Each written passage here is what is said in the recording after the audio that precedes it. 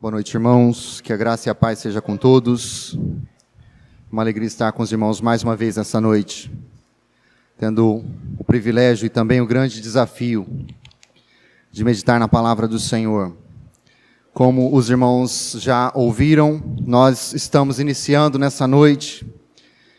Iremos continuar, se assim o Senhor permitir, na dependência dEle e pela graça dEle, meditações em 1 aos Coríntios. Eu gostaria de convidar os irmãos para que já abrissem as suas Bíblias em 1 aos Coríntios, no capítulo 1, no verso 1 ao verso 3, nós leremos novamente. 1 aos Coríntios, capítulo 1, do verso 1 ao verso 3, estaremos introduzindo essa mensagem, que é uma mensagem que dará um norte, mostrará um mapa geral deste livro. Nós tentaremos fazer isso hoje a partir desses 3 versos, se assim o Senhor nos permitir. Em 1 Coríntios, no capítulo 1, do verso 1 até o verso 3, assim diz a palavra do Senhor. Paulo, chamado para ser apóstolo de Jesus Cristo pela vontade de Deus, e o irmão Sóstenes, a igreja de Deus em Corinto, aos santificados em Cristo Jesus, chamados para serem santos, com todos os que em todo lugar invocam o nome de nosso Senhor Jesus Cristo, Senhor deles e nosso. Graça e paz sejam convosco, da parte de Deus, nosso Pai, e do Senhor Jesus Cristo. Vamos orar mais uma vez? Deus bendito, nós estamos aqui em culto solene, tomando o nome de Cristo Jesus, nosso Senhor, e suplicando mais uma vez a iluminação e a visitação do Teu Espírito, para que a Tua palavra não volte vazia, como o Senhor prometeu, e que o Senhor Deus faça aquilo que Te apraz em nosso meio, converta os nossos corações mais uma vez a Ti, nos faz olhar para Cristo Jesus, autor e consumador da nossa fé, e apesar das minhas limitações, das nossas limitações, que possamos sair daqui com uma visão renovada do nosso Senhor e Salvador, que possamos sair daqui com o coração cheio, ó Deus, da Tua vontade, do Teu querer para nós, com alegria, com gozo, ó Deus, com satisfação de alma, esperando que ao longo dessa semana possamos nos identificar mais com Cristo Jesus e menos com quem éramos antes de sermos alcançados, que pareçamos mais com Cristo Jesus e menos com este mundo, e que o Senhor nos ajude a nos submeter ao Teu chamado, a nos santificar em Cristo e a experimentar unidade com todos aqueles que invocam o nome do nosso Senhor e Salvador.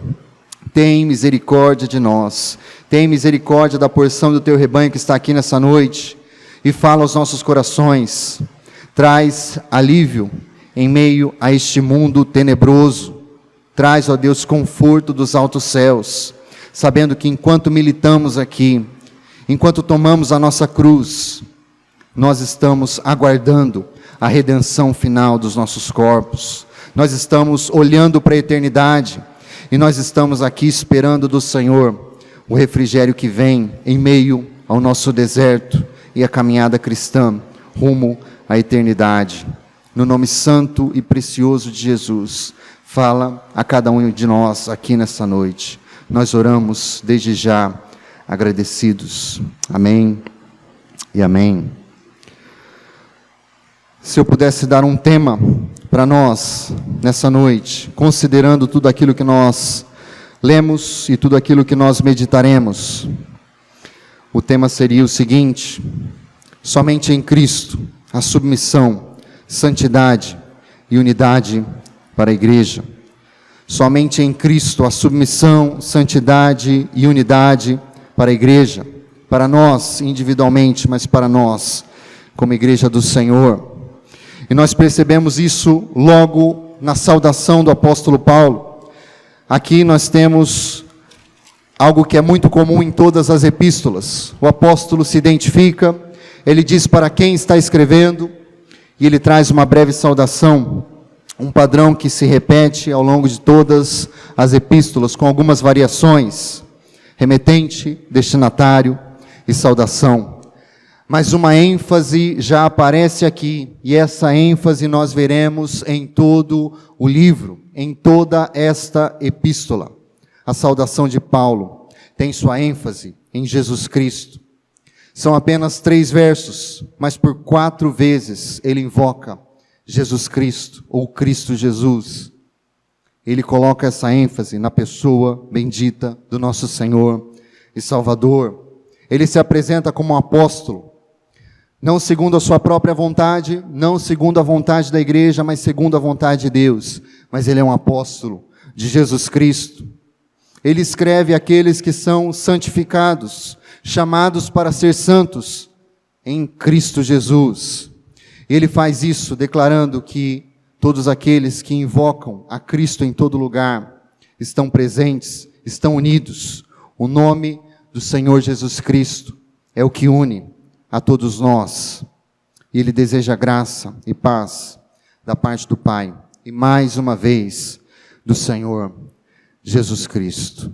E nós vamos perceber ao longo de toda essa meditação que esse é o ponto central do apóstolo Paulo nessa saudação, porque essa é a maior necessidade de uma igreja que está enfrentando um grande desafio, o desafio de não esquecer o seu fundamento e caminhar para o mundanismo, para as facções, as divisões, as disputas internas, as lutas e os conflitos de pessoas que esqueceram que estão aqui e que estavam presentes, reunidos semana após semana, por causa de Cristo Jesus somente. E essa é a grande ideia, essa é a grande mensagem deste livro como um todo e também dessa saudação. A igreja submete-se, santifica-se e unifica-se somente em Cristo Jesus. Quando não há essa submissão à autoridade do Pai, à vontade do Pai por meio de Jesus Cristo, quando não há santidade crescente na presença de Jesus Cristo, quando não há unidade daqueles que confessam o nome de Cristo, nada mais pode ser feito. Remova o fundamento, o edifício todo desmorona. E aqui nós já consideramos, e nós podemos pensar a respeito desses 3 tópicos de maneira introdutória. Nós vamos ver que é importante, ao longo de todo o livro, que a igreja se submeta a Cristo e à autoridade do Pai por meio de Cristo, pois não há nenhuma outra autoridade que possa assumir o papel da vontade sobrenatural de Deus. Não é apenas a vontade de Deus, mas é uma vontade sobrenatural. Nós não estamos aqui, irmãos, porque você não encontrou nada melhor para fazer ali fora. Você não se converteu a Cristo porque você não tinha nada melhor para fazer lá no mundo, mas porque Deus agiu de maneira sobrenatural na vida do apóstolo, na minha vida e na sua vida. E essa vontade é uma vontade sobrenatural. Ela é revelada nas Escrituras, ela é escancarada no Evangelho. É a mensagem de um Deus que vem em direção a pecadores como eu e você.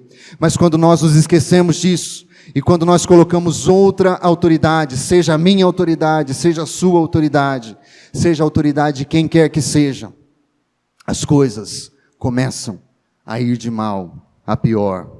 As facções, o conflito e tantas outras coisas que surgem em Corinto começam a tomar conta da igreja. Essa mensagem é importante porque ela nos lembra da santidade. Se você quer meditar nisso, leia mais uma vez o seu boletim, quando você chegar na sua casa, e pense em tudo isso que nós estamos falando aqui, porque Paulo fala que ele está escrevendo àqueles que são santos e chamados para se santificarem em Cristo Jesus. E essa mensagem que chama a igreja a reconhecer que somente em Cristo ela se santifica, nos lembra que nós não estamos aqui, irmãos, inventando novos métodos. Nós não estamos aqui buscando qualquer outra sabedoria que possa assumir o lugar de Cristo e o lugar da sabedoria da cruz. Nós não estamos aqui buscando aquilo que é humano, aquilo que é sofisticado, mas é a mesma mensagem que foi entregue de uma vez por todas, e ela renova a igreja. e ela renova as nossas vidas, e ela renova os nossos ministérios, e ela renova as nossas famílias, renova a nossa caminhada cristã. Mas como nós vamos ver aqui, quando a mensagem da santidade que há somente em Cristo, quando a sabedoria da cruz, quando a palavra da cruz é tirada de lado, a divergência, a imoralidade, a sensualidade, o descontrole assumem o lugar e se manifestam no corpo de Cristo. E nós poderíamos parar por aqui, e muitos dão ênfase nisso. Nós precisamos da autoridade de Deus, do poder de Deus, do chamado de Deus, nós precisamos ser santos. Mas um ponto que muitas vezes é negligenciado, e nós não podemos perder isso de vista. Essa autoridade de Deus, essa santidade a qual nós fomos chamados, ela produz necessariamente unidade no meio do corpo de Cristo. A igreja unifica-se somente em Cristo Jesus. Se nós colocarmos outra coisa para ser o nosso elo aqui, irmãos, as coisas começarão a desmoronar. Não é o tipo de música, não são as preferências pessoais, não é a ênfase em ministérios de jovens, ou de casados, ou de famílias, ou isso ou aquilo. Quando nós perdemos de vista que Cristo é o centro, e é o elo mais profundo que nós temos aqui, nós estamos caminhando junto com a igreja de Corinto, para uma lista enorme de dificuldades. Nós estamos unificados, e nós temos um elo profundo aqui, nesta noite, porque nós fomos transformados em filhos de Deus. Nós éramos inimigos, nós éramos filhos da ira, mas hoje nós podemos desfrutar da presença do Espírito de Cristo, que nos une não somente com Deus, mas este é o elo mais profundo na vida da igreja. Não há elo mais profundo para nenhum ser humano do que estar em Cristo. Em Cristo nós somos um com o nosso Deus. Em Cristo nós somos um com os nossos irmãos. Mas quando isso é colocado de lado, nós estamos caminhando para as divisões, para as facções, para a sensualidade, para o mundanismo, para os conflitos, para as guerras intermináveis, para as lutas e pelo jogo de poder e de interesse. A submissão a Deus e seu governo por meio da sua palavra, a santidade em Cristo e a rejeição de tudo aquilo que é humano, carnal, que tenta assumir o lugar dessa autoridade, a rejeição de todos os outros senhores e a unidade sobrenatural da igreja por meio do Espírito, que nos fez um com Cristo, pela fé com os nossos irmãos, são os efeitos, segundo o apóstolo Paulo, de uma graça visível que foi comprada pelo sangue de Cristo. E isso se manifesta por meio dessa graça e por meio de uma paz sobrenatural que deve ser multiplicada sobre as nossas vidas. Isso tudo apenas a título de introdução. Eu gostaria que os irmãos voltassem comigo os olhos agora para Atos no capítulo 18. Atos dos Apóstolos, no capítulo 18, algumas páginas antes, nós iremos tentar encontrar aqui o contexto da plantação da igreja de Corinto. Atos, no capítulo 18, do verso 1 até o verso 11, nós encontramos o contexto bíblico e também apontamentos de onde surgiu esta igreja, como ela foi plantada. Atos, no capítulo 18, do verso 1 até o verso 11, assim diz a palavra do Senhor. Depois disso, Paulo partiu de Atenas e chegou a Corinto. Lá encontrou um judeu natural do Ponto, chamado Áquila, que havia chegado da Itália fazia pouco tempo, e sua mulher Priscila, porque Cláudio havia decretado que todos os judeus saíssem de Roma. E Paulo foi ao encontro deles. E por exercerem o mesmo ofício, passou a morar e trabalhar com eles, pois eram fabricantes de tendas. Ele debatia todos os sábados na sinagoga e convencia judeus e gregos. Quando Silas e Timóteo desceram da Macedônia, Paulo dedicou-se inteiramente à palavra, testemunhando aos judeus que Jesus era o Cristo. Mas, como eles se opuseram e proferiram ofensas, ele sacudiu suas roupas e disse-lhes: o vosso sangue seja sobre a vossa cabeça. Estou inocente, e a partir de agora vou para os gentios. E saindo dali entrou na casa de um homem temente a Deus, chamado Tício Justo. A casa ficava ao lado da sinagoga. Crispo, chefe da sinagoga, creu no Senhor com toda a sua casa. Também muitos coríntios, quando o ouviram, criam e eram batizados. E de noite o Senhor disse em visão a Paulo: não temas, mas fala e não te cales, porque estou contigo, e ninguém te atacará para te fazer mal algum, pois tenho muita gente nesta cidade. E ficou ali 1 ano e 6 meses, ensinando a palavra de Deus entre eles.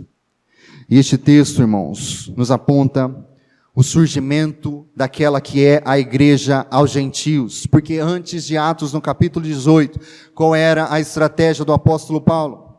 Ir às sinagogas, anunciar aos judeus, abrir o Antigo Testamento, como nós ouvimos o pastor Natan pregando no domingo passado.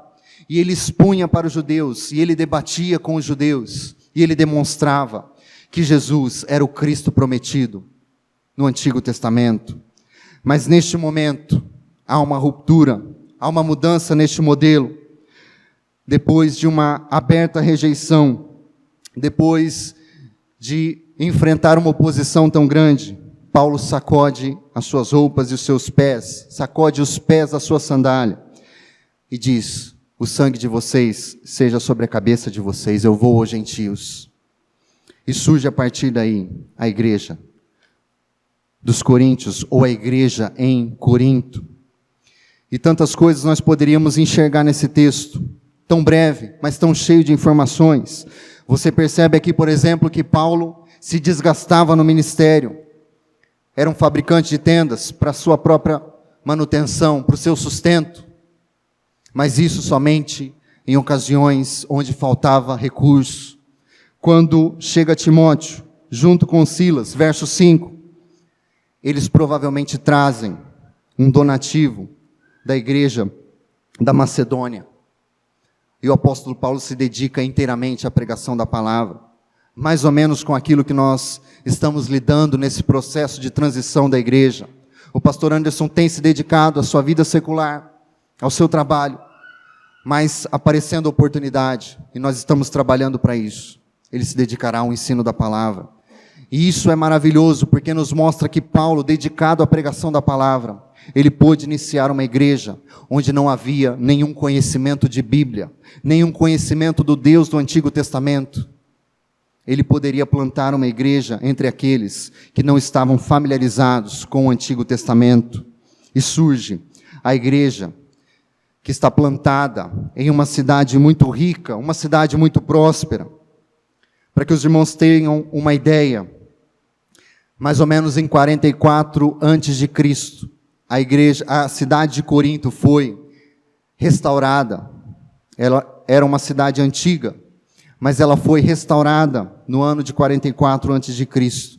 E em cerca de 100 anos, ela se tornou uma das principais cidades do mundo antigo.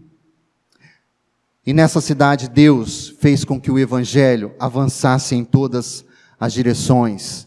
Ali havia um cruzamento, pessoas de diversas nacionalidades, comércio muito rico, fluxo de gente de todos os lados. Mas o trabalho também foi penoso, não foi nada fácil. Irmãos, nós já ouvimos tantas coisas acerca do apóstolo Paulo, da sua firmeza, da sua bravura, da sua coragem. Mas o próprio Deus precisa entrar em cena quando se trata de Corinto e precisa fortalecê-lo. Observe do verso 9 até o verso 11. Deus precisa encorajar o apóstolo Paulo para que ele persevere. Não temas, fala, não te cales, estou contigo. Ninguém te atacará, ninguém te fará mal algum. Eu tenho muita gente nessa cidade. E ele persevera por 1 ano e 6 meses, proclamando a mensagem do Evangelho. E nós estamos aqui provavelmente já identificando que as oposições, as lutas, as angústias dessa plantação eram muito intensas. Os problemas parecem que se avolumam, e mesmo quando a igreja já está constituída, já está estabelecida, nós temos a ideia, em 1 Coríntios, no capítulo 5, verso 9 e verso 10, que a igreja já tinha muitas dúvidas, a igreja precisava enfrentar muitos problemas, e eles queriam um direcionamento do apóstolo Paulo. Caminhe comigo, 1 Coríntios, capítulo 5, verso 9 e verso 10. 1 Coríntios, capítulo 5, verso 9 e verso 10.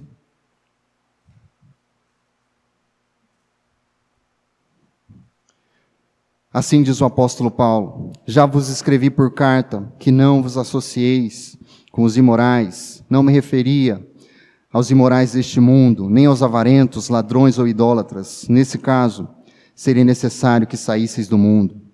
Mas agora vos escrevo que não vos associeis com aquele que, dizendo-se irmão, for imoral, ou ganancioso, idólatra, ou caluniador, bêbado ou ladrão. Com esse homem não deveis nem sequer comer. E aqui nós percebemos que existe uma carta que foi escrita antes dessa que nós temos em mãos.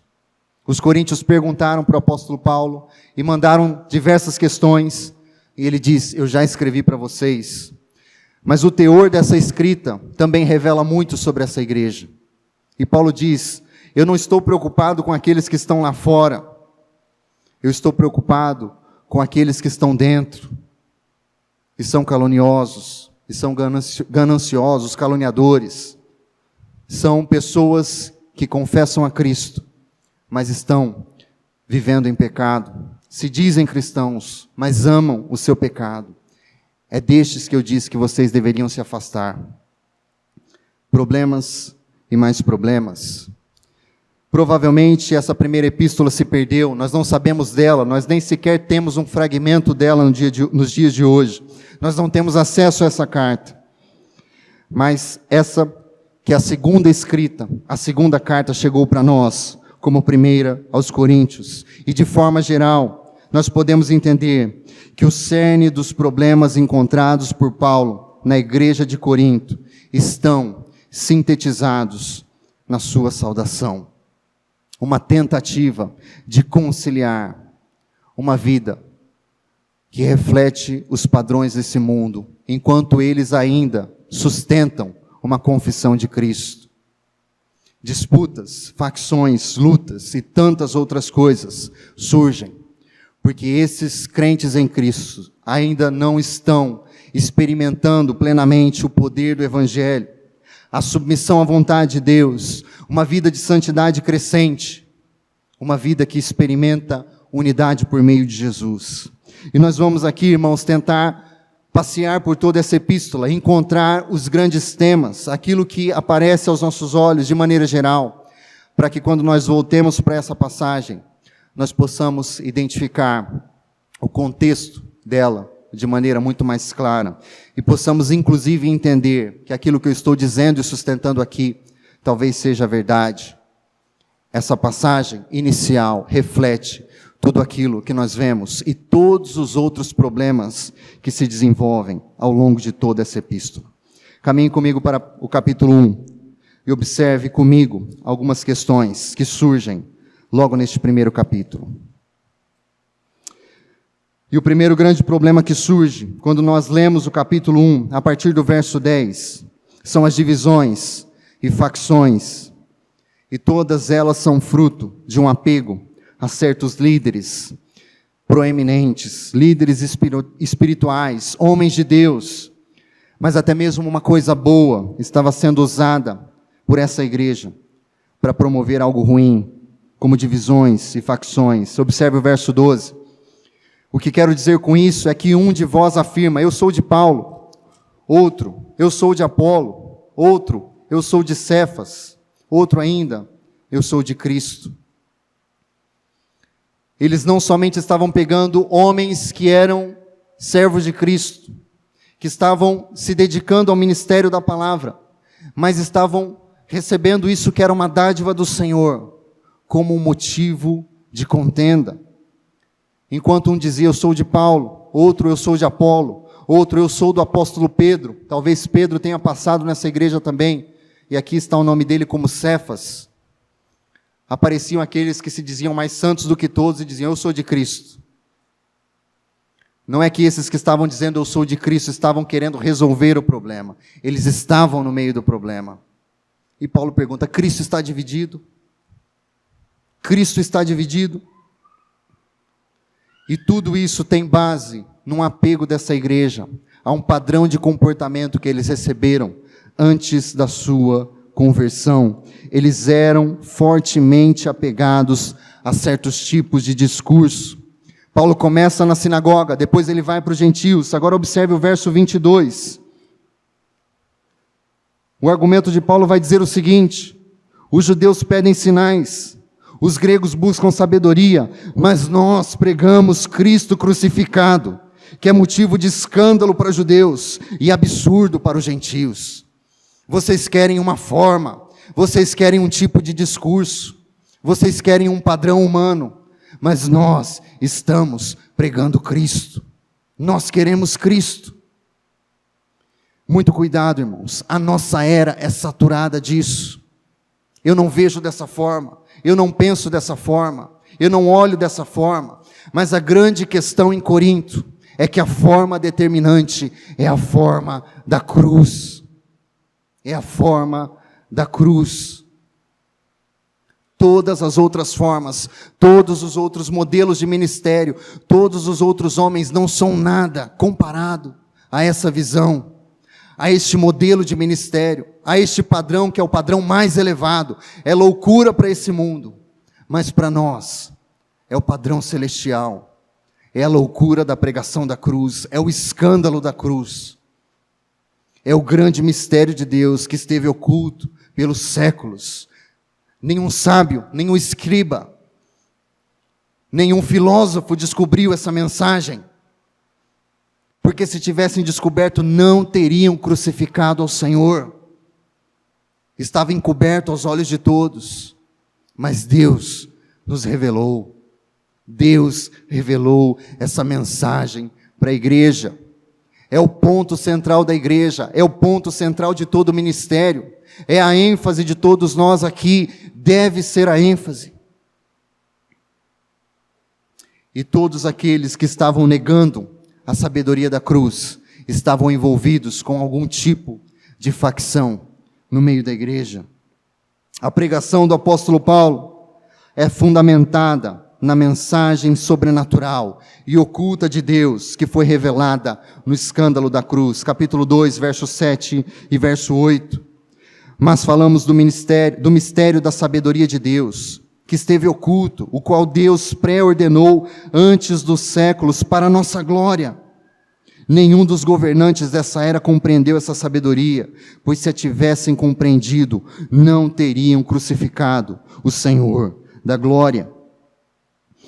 Em 2,16, Paulo fala de uma nova mente, que é a mente de Cristo, e essa mente deve dominar a igreja. Pois quem jamais conheceu a mente do Senhor, para que possa instruí-lo? Nós temos a mente de Cristo. Por isso, a obra do avanço do Evangelho pertence sobrenaturalmente ao Senhor. Capítulo 3, verso 7. Paulo, mais uma vez, nos alerta que essa obra é uma obra sobrenatural. De modo que nem o que planta, nem o que rega são alguma coisa, mas sim Deus que dá o crescimento. Não é aquele que joga a semente, não é aquele que cuida dela, mas se Deus não der o crescimento, não existe vida. Se Deus não sustentar essa igreja, não existe vida.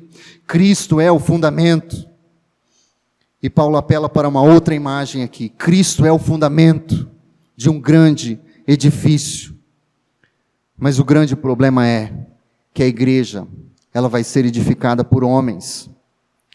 O evangelho vai ser levado adiante por mim e por você.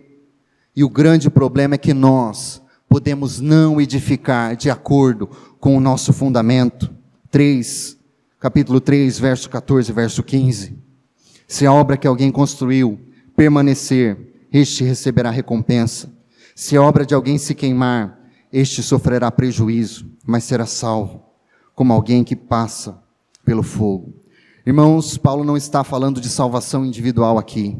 Paulo está falando do ministério da igreja. E muitas igrejas serão constrangidas naquele último dia, porque o fundamento era Cristo, mas o edifício não condizia com a preciosidade do fundamento.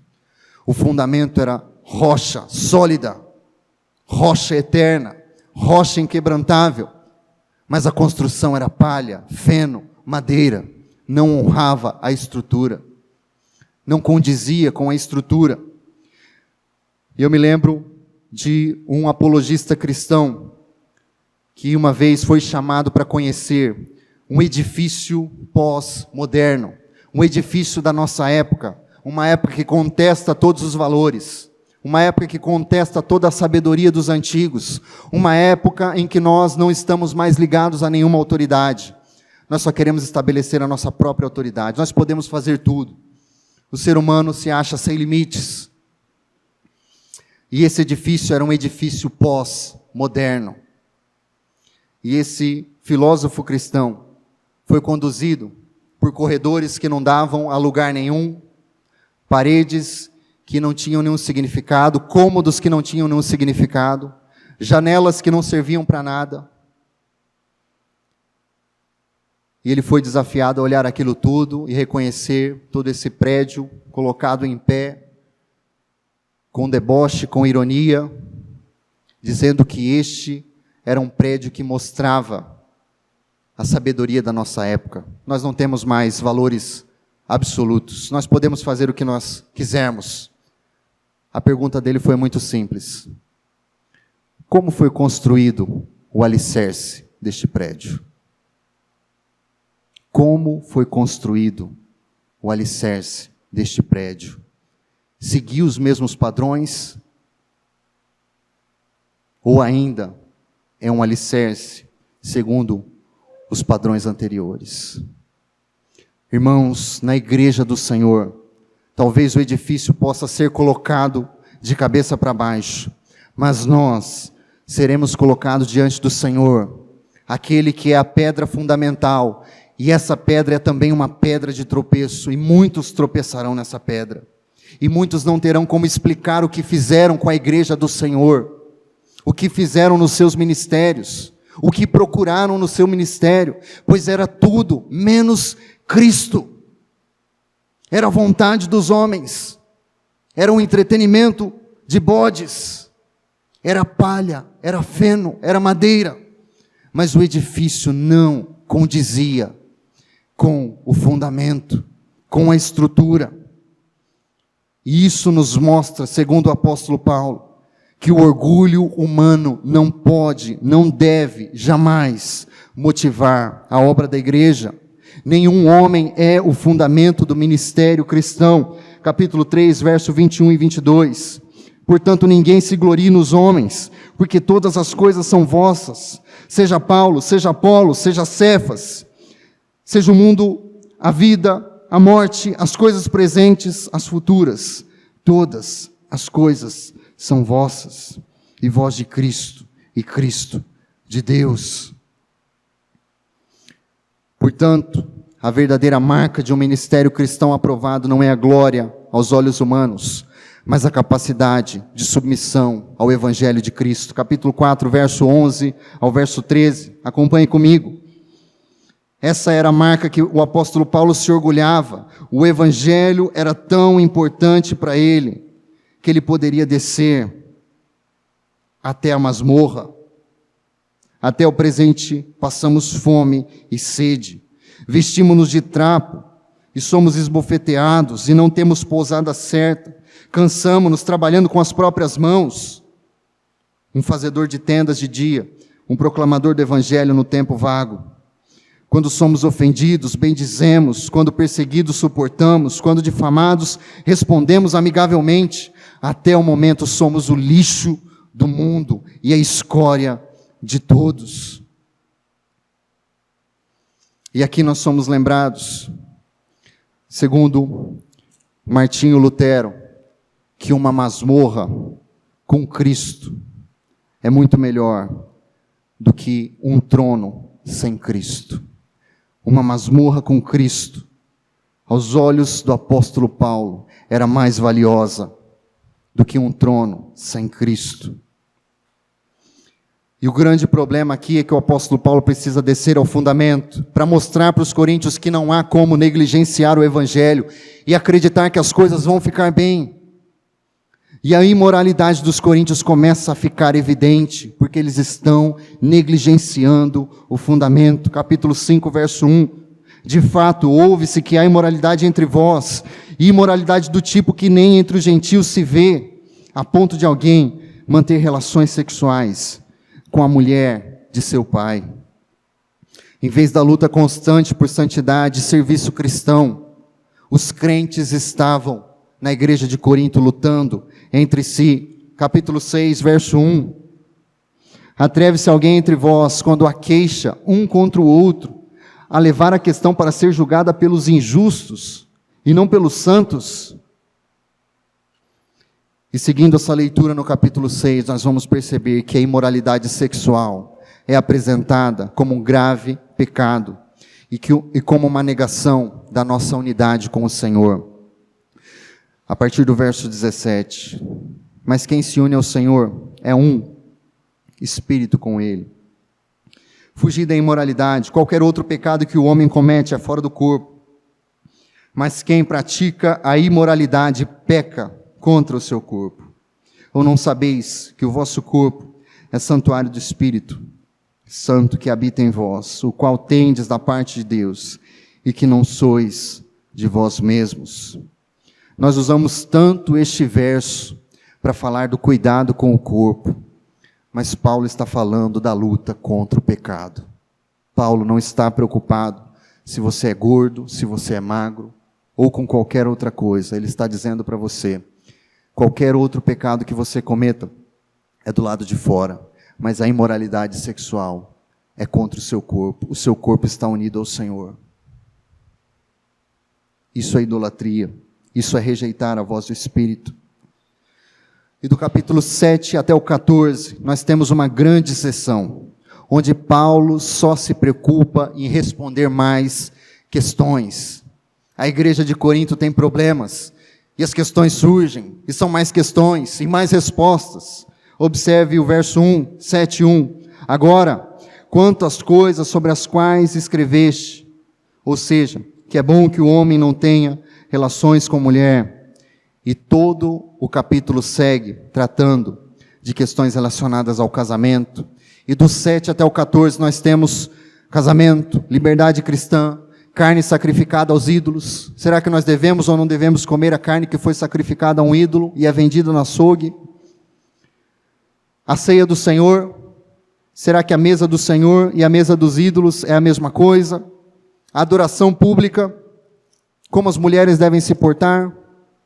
Nós temos aqui tantos cultos acontecendo, e tantas mulheres que são sacerdotisas, como as mulheres devem se portar no culto ao Senhor?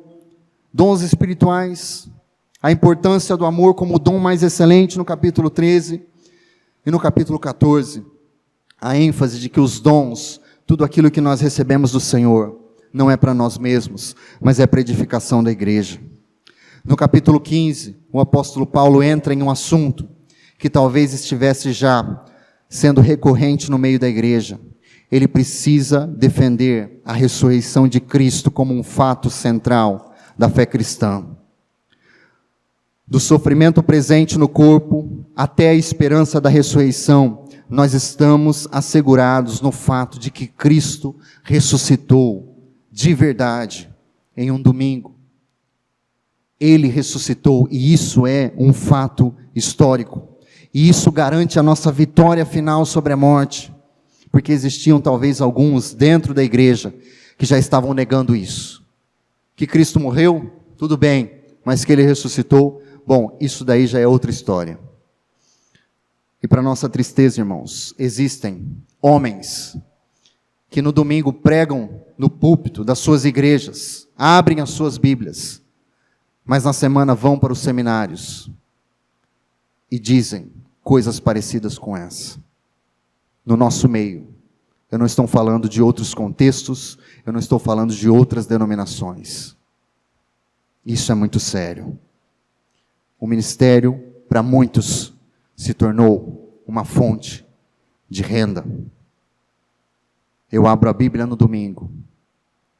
No meio da semana, eu nego a Cristo diante de um bando de estudantes que foram enviados pela igreja para servir a igreja.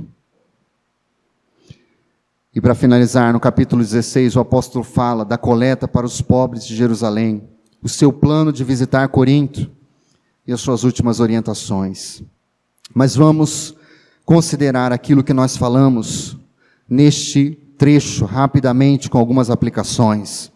Nós estamos falando que somente em Cristo há submissão, santidade e unidade para a igreja, e esse é o alicerce, este é o grande fundamento.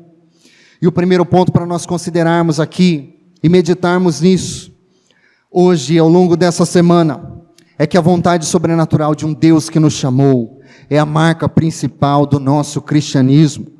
Paulo foi chamado, e ele escreve aos que foram chamados para serem santos. Nós estamos aqui não falando de uma opção. Deus não apareceu para o apóstolo Paulo, nem para mim, para você, e disse, olha, você pode vir por aqui como você pode ir para lá. A mensagem que foi pregada a nós, irmãos, é arrependa-se e creia em Cristo.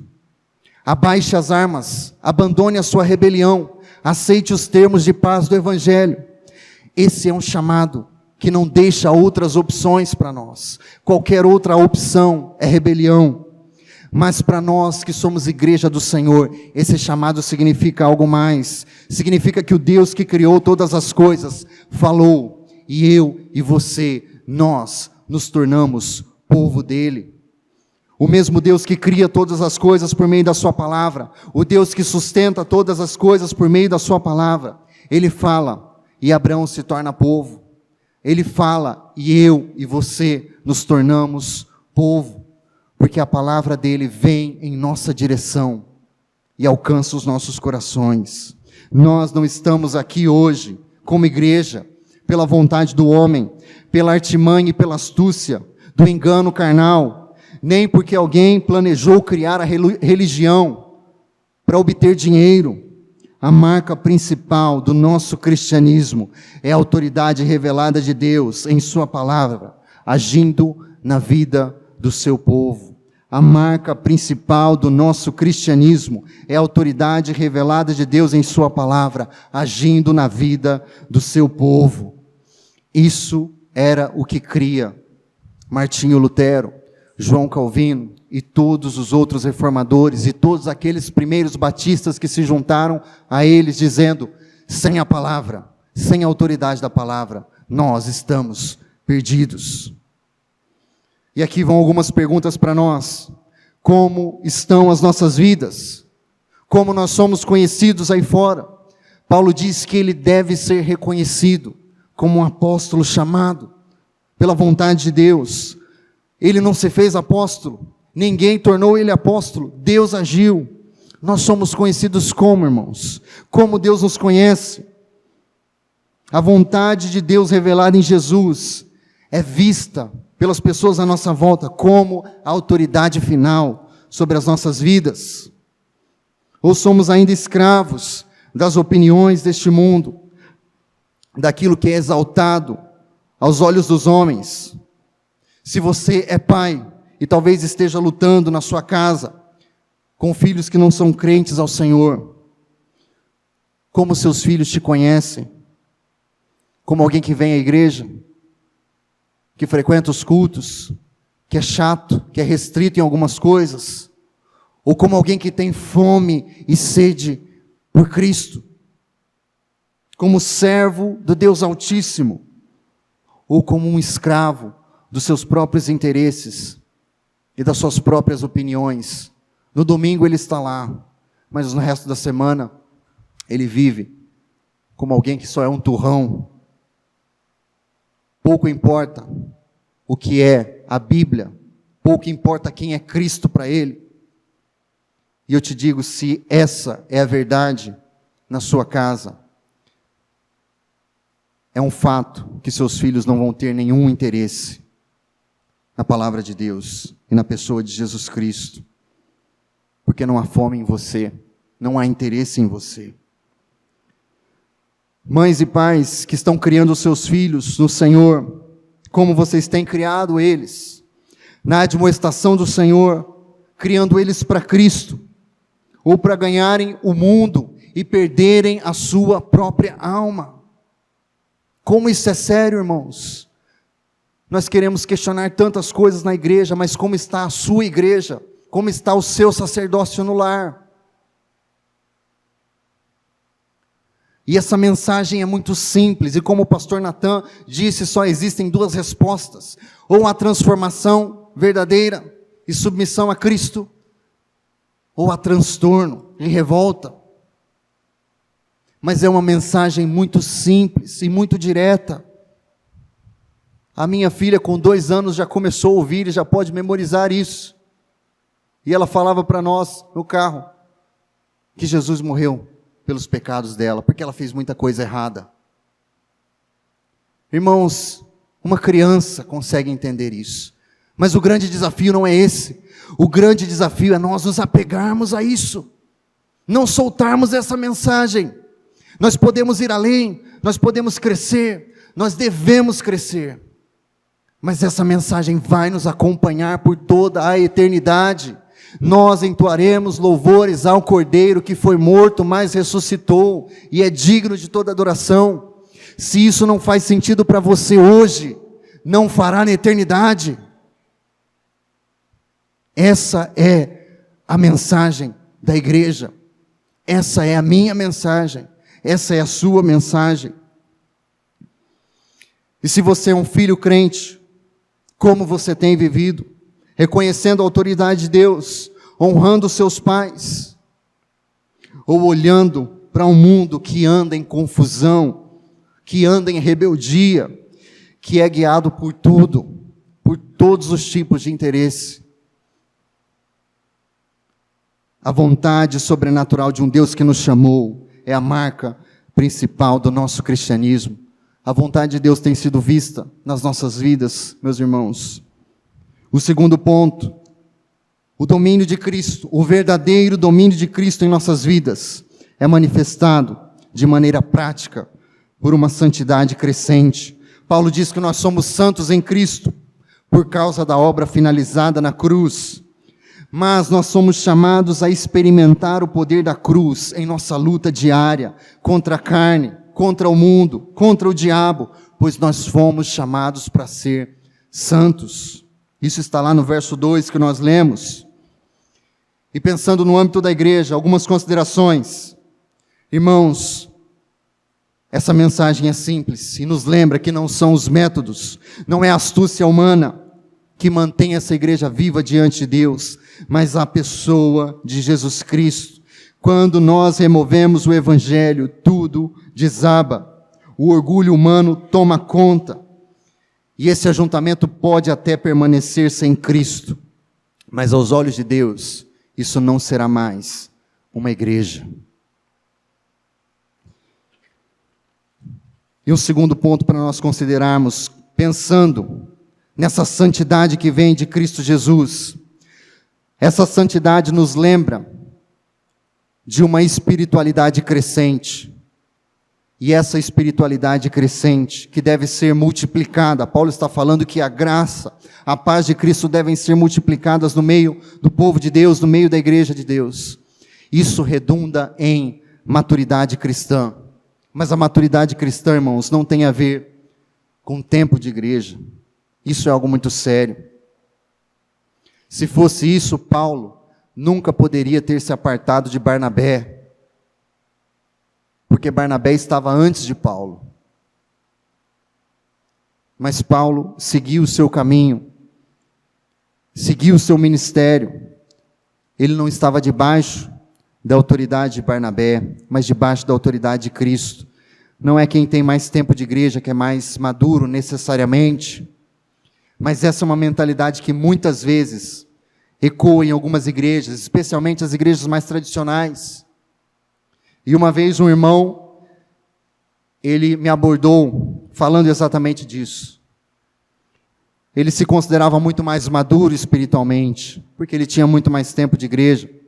E ele fez um comentário sobre isso, inclusive me chamando de bebê na fé. Irmãos, isso não foi há muito tempo, alguns meses atrás. Para ele eu era um bebê na fé. Ele já tinha algumas décadas de convertido. Eu apenas um pouco mais de 10 anos. 10 anos, uma criança está tomando leite ainda. E aqui eu vou lembrar os irmãos que vivência é um requisito, vivência de tempo. Experimentar muito tempo é uma marca de maturidade enganosa.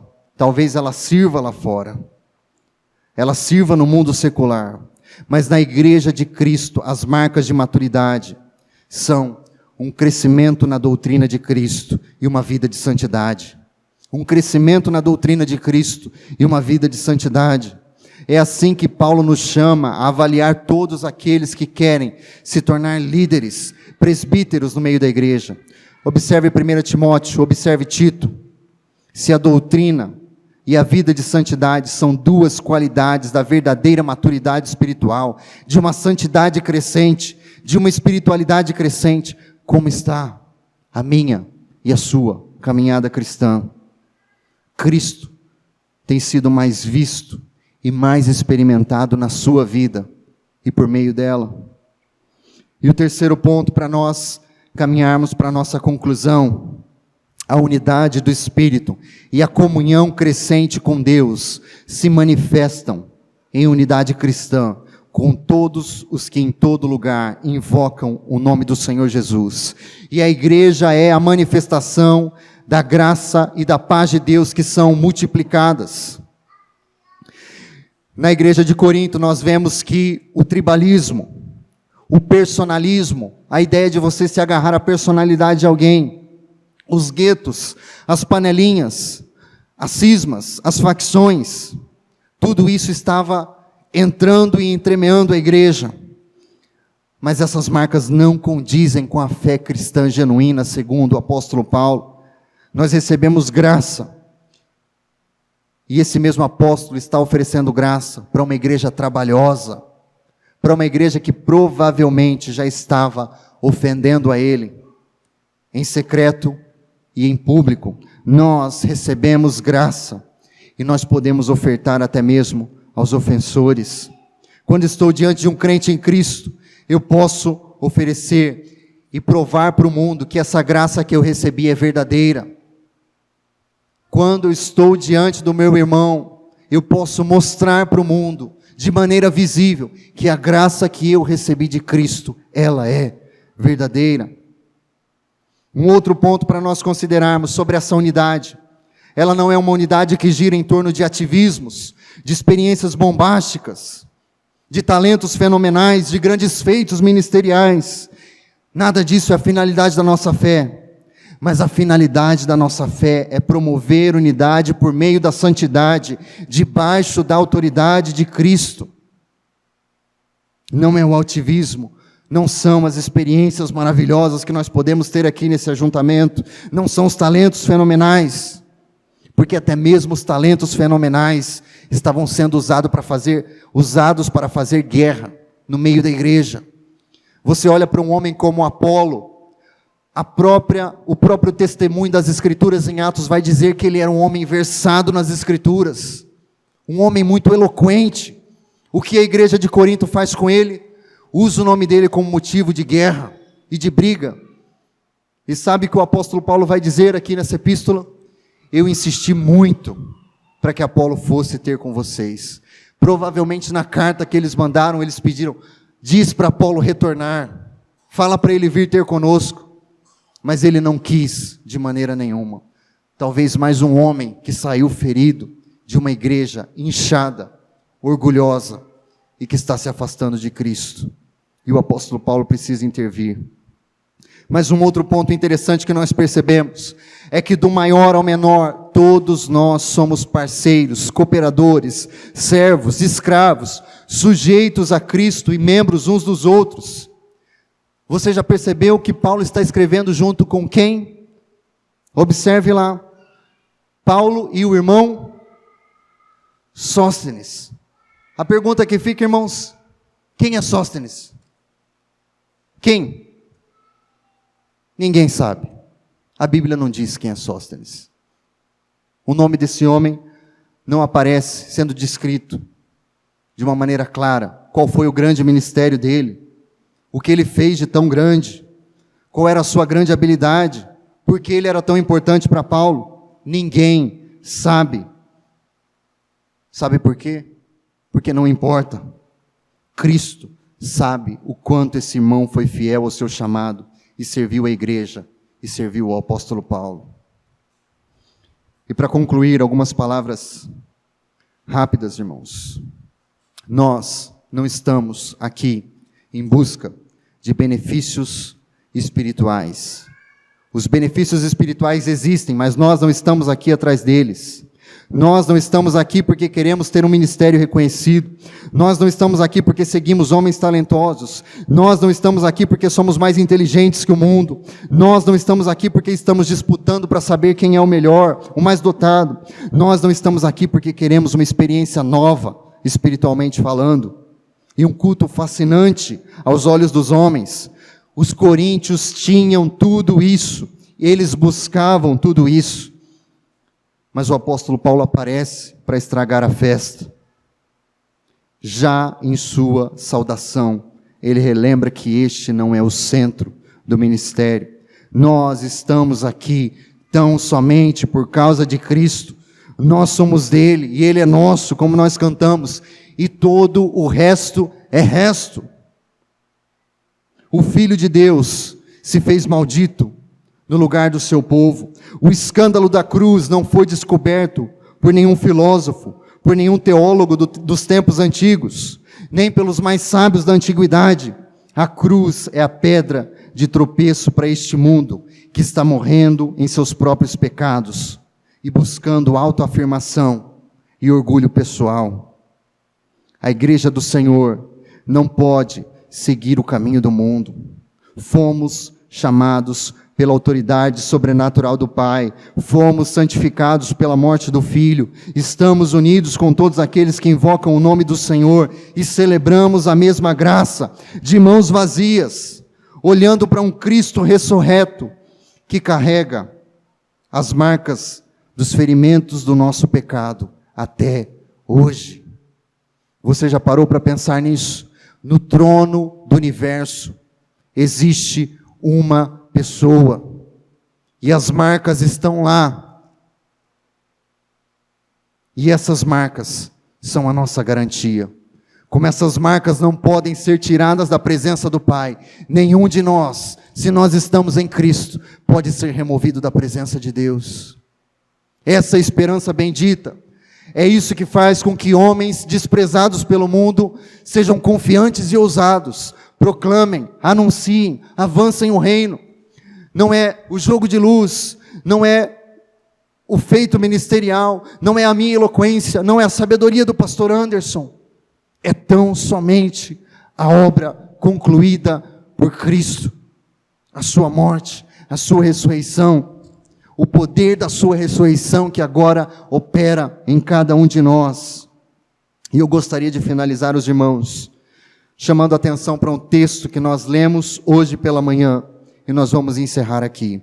Esdras, capítulo 7, verso 10. Depois de 1º e 2º Crônicas, nós temos o livro de Esdras, um homem chamado por Deus para a reforma espiritual de Israel em sua decadência, retornando do exílio, retornando de sua decadência. Este homem foi chamado para uma reforma espiritual. E eu quero que você observe, porque essa é a aplicação mais simples que nós poderíamos fazer de tudo isso que nós falamos.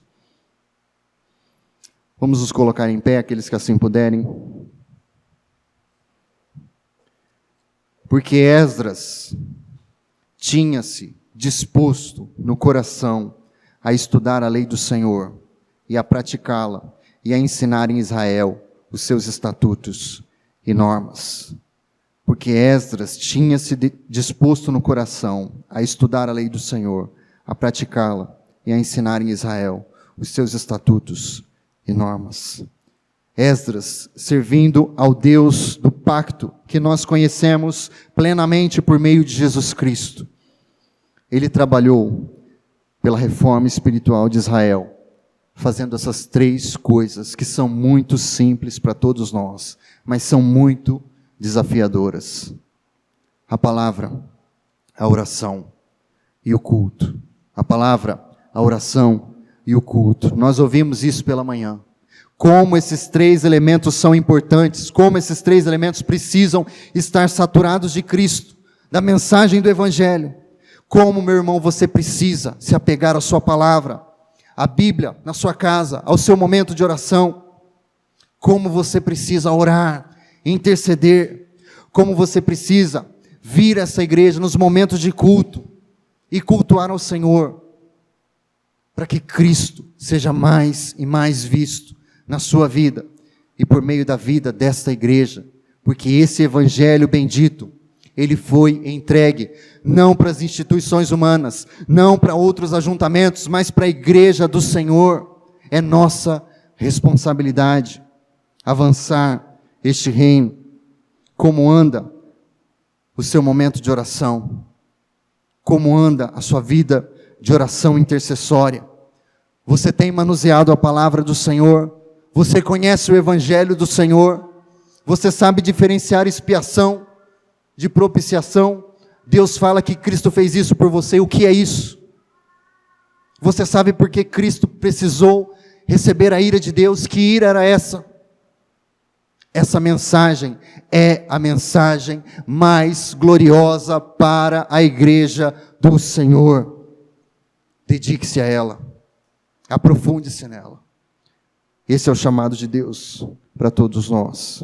E todas as demais coisas encontrarão o seu devido lugar, se o fundamento for bem estabelecido. Vamos orar. Pai, nós te bendizemos, nós te agradecemos por esse tempo nessa noite. Como é desafiadora a tua palavra, Deus. Se nós estamos aqui e nós suplicamos ao Senhor, por favor, ó Deus, tenha misericórdia de nós e nos ajude, para que somente em Cristo encontremos a submissão plena e total ao Senhor, a santidade que nós precisamos, o crescimento diário e a vida de unidade. Em nome de Jesus, remove tudo aquilo que é humano, que é carnal em nós, que milita contra o teu espírito e que causa confusão e contenda em nossas vidas diárias. Tenha misericórdia de nós, abençoa o teu povo, abençoa a tua igreja. Em nome de Jesus, nós oramos desde já agradecidos. Amém e amém.